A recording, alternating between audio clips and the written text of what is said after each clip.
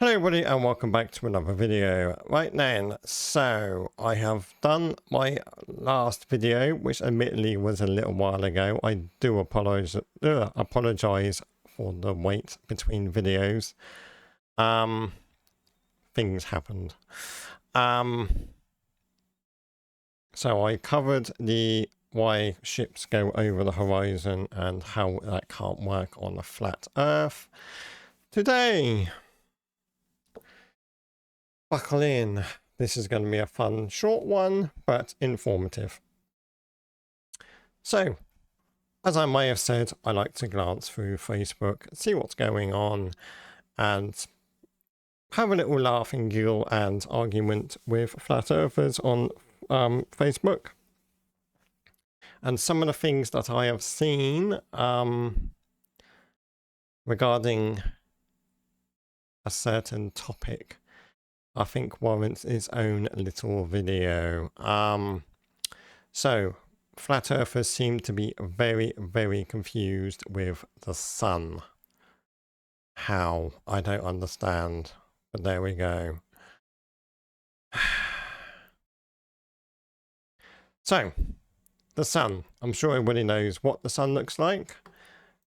But I shall just bring some suns up for you guys, just to remind you guys. So here we are. Here's the sun. That's kind of being a scale of how big the Earth would be to the sun. But there is the sun. And the sun in the sky. A probe being near the sun. The sun. And that is just a mock-up because the Earth is nowhere near that thing. But we all know what the sun looks like, yes? There is the plasma. There is the sun. There is the sun from space. There is the sun setting, or is that the sun rising? Oh, it's hard to tell. I don't know. But we all know what the sun looks like, yes? Correct. Well, you would think so, wouldn't you? But most flat earthers have no idea what the sun is. So, flat earthers think. There's quite a few different things actually about the sun. So, flat earthers believe that they're obviously the Earth is flat. We've got a dome over the Earth, the firmament, and some say the sun is inside the dome. So it's a local sun. Some believe that the sun is outside of the dome, which then would make it a little bit harder to describe because then there would be two suns because the sun would be shining onto the dome and then there'll be a reflection, so there'll be in theory there'll be two suns appearing in the sky. There isn't. Some believe that there is a sun, but it's not actually 93 million miles away like it actually is, and some believe it's a lot closer. Some believe that it's not as old as what people believe it to be, which is about 4.5 billion years old, roughly. It's known as a yellow dwarf star as well, so it's not the biggest sun in the world. I believe it's the second or third smallest. Okay, I'll stand corrected. It's roughly in the middle. So obviously you've got the biggest suns, which cosmic giants as well. Betelgeuse, which is a massive red supergiant, which is 700 to 900 times wider than our sun. That's massive. Anyway, so our sun. It's not the smallest, it's not the biggest, it's in between. Now, most flat earthers believe that the sun is a big burning ball of gas. And then they all start shouting out, "How does your sun burn in space when there's no oxygen?" That's how I envision flat earthers doing that, by the way. Because it's pure sarcasm, really, more than anything. The sun isn't burning as a big ball of gas, because there's no oxygen, because it isn't. It is a big, massive nuclear reactor, basically. So the sun consists of hydrogen, which is roughly 71% of its mass. Helium, which is 27% roughly percentage of mass. And then there's other heavier elements as well, which include oxygen, carbon, neon, and iron. It's not burning. The helium is actually so hot that it is actually fusing together. So that's why it's a nuclear reactor sort of thing. It's not gas, and it's not solid or liquid. It is in a plasma state. So plasma is a superheated gas. So plasma is a superheated gas where electrons are stripped away from their atoms, leaving a fluid of electrically charged particles. Because these particles are charged, they create powerful magnetic fields that drive solar flares and sunspots. So basically, it is a big ball, very, very hot hydrogen gas, which is then being made into plasma because of the heat. Helium is the ash or waste produced by the nuclear fusion of the hydrogen, and then all the other aspects as well, which is floating around along the outside because it can. So basically, the energy of the light and the heat is through the process of nuclear fusion. So inside the core, temperatures are roughly around about 15 million degrees Celsius, which, as you can imagine, is very, very hot.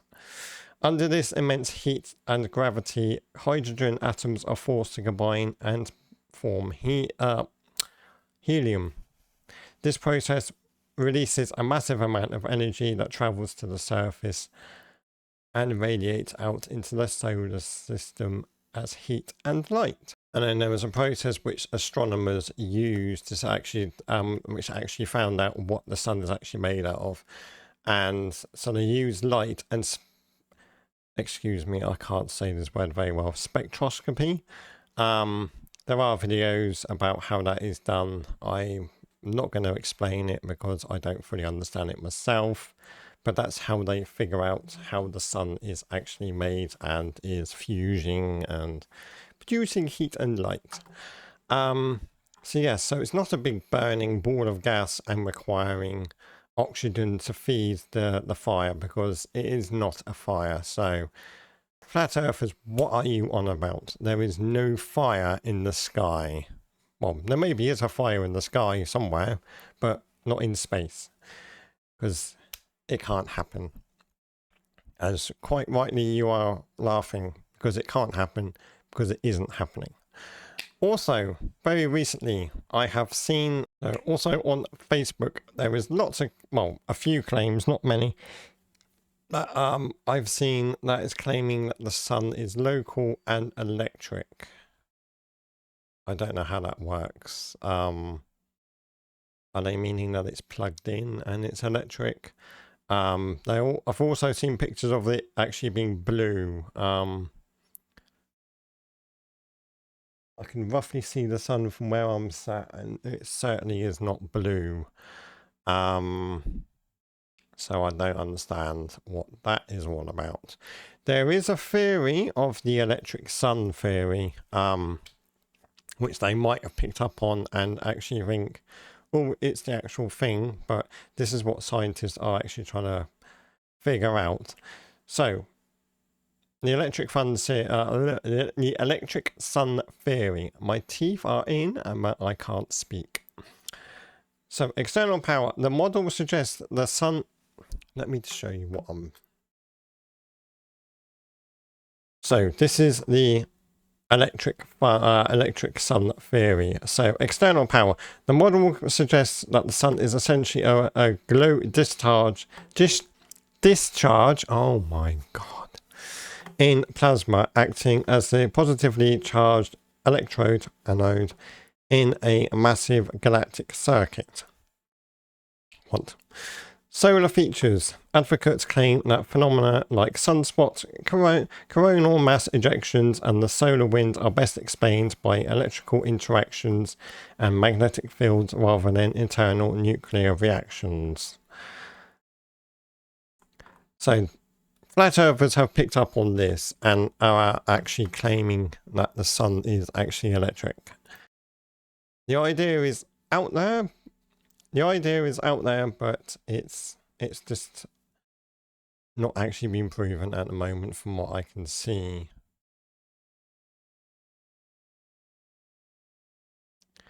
So yeah, so the sun, we've grown up with it, we've looked up to it, we know what it is, but flat earthers just don't understand what it is.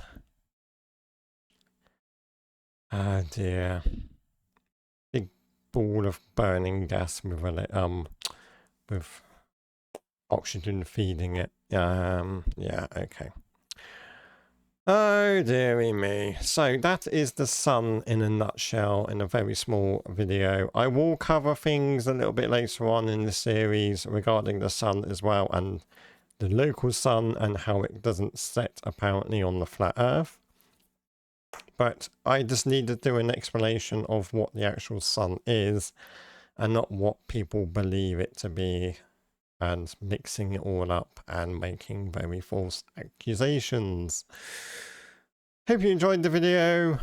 Like and subscribe. Comment below if you wish to as well, and have another lovely discussion like the person about the ships just being over the horizon, tried and attempted and kind of fails. But I had to stop the conversation because I was going through a few things during the conversation period of that video. My next video is going to be a brief explanation of the moon, because yes, people are getting very confused about the moon as well. Good God. But until then, that was the sun, my explanation. So until next time, it is goodbye from me.